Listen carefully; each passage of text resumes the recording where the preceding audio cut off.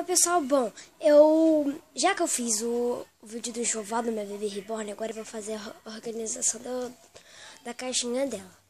Bom, eu comprei isso daqui, não, eu não comprei, né, eu já tinha em casa. Ele é bem grande, cabe bastante coisa, né. Vamos começar. Bom, os travesseiros eu gosto de botar no canto, né. Um canto assim, um em cima do outro, porque ocupa menos espaço. Essa fita eu tô pensando em enfeitar isso aí. Acho que eu vou, né? Bom, o cachecol que vai ser uma coisa meio difícil.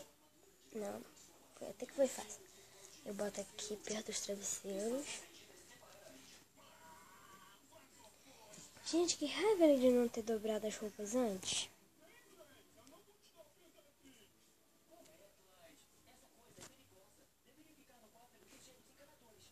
Nossa, por que eu fiz isso, né?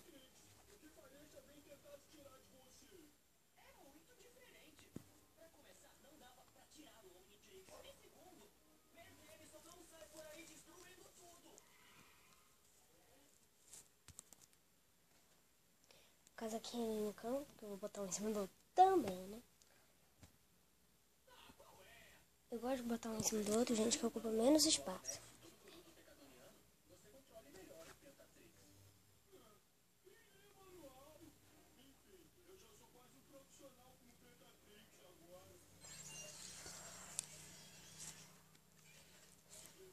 Ó, o casaco em cima do outro tá muito bagunçado, né?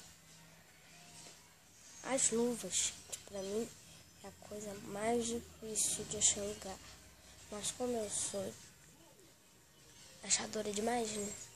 Eu botei ele no canto. Um macacão.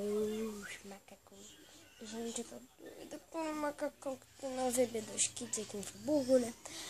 É que eu tô doida nele, mas minha mãe nunca vai me dar. Bom, acho que não, né? Esse aqui, né? O sapatinho delas, eu não achei outro, então não vai ser com enxoval dela. Então, tchau.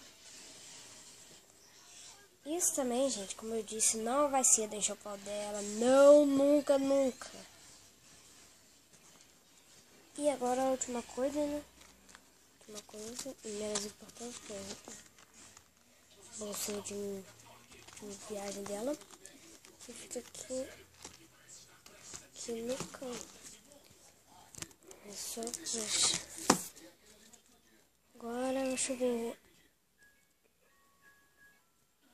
Se eu enfeitar a coisa, gente, no final do vídeo eu boto a foto de como ficou enfeitado, tá?